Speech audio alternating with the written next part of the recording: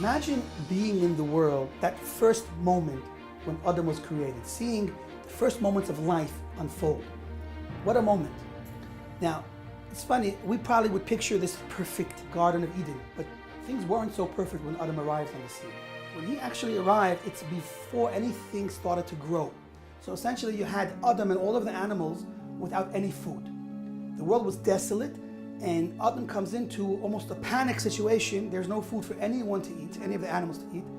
And he realizes that he needs help. What's the first thing that Adam does? He turns to Hashem for help and prays for rain, and it rains. Now, if we analyze the situation, it seems a bit backwards. Imagine you're going to make a party and you want to invite all your friends, a big event, your 40th birthday, and the party's set to start at 8 o'clock.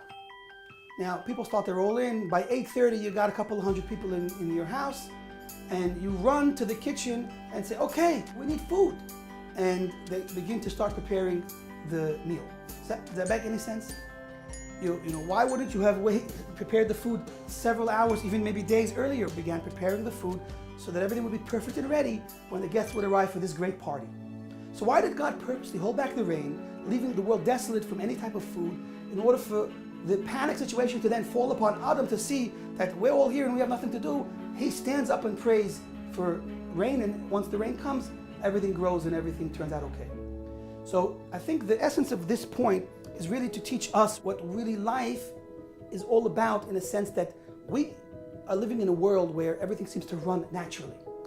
But we have to look behind that mask, so to speak, and understand that really everything is run by Hashem. Now, Adam, before God hid himself, understood and saw that everything comes from God. So he turned to God for rain and everything came out okay. We have to realize that that lesson that he taught Adam is really the lesson for all of us. We are constantly dependent on Hashem's involvement in the world for our sustenance. And that's the lesson of the first prayer of Adam, which represents really all prayer that will ever come out has to be rooted in that same foundation. It's man's dependence on Hashem and man's trust in Hashem to provide. So with this, we can appreciate why Hashem did everything backwards. It's because only when a time of need arrives does it become very important and crucial to our life. And with this, we can understand really why all troubles and all situations come about that are not so ideal.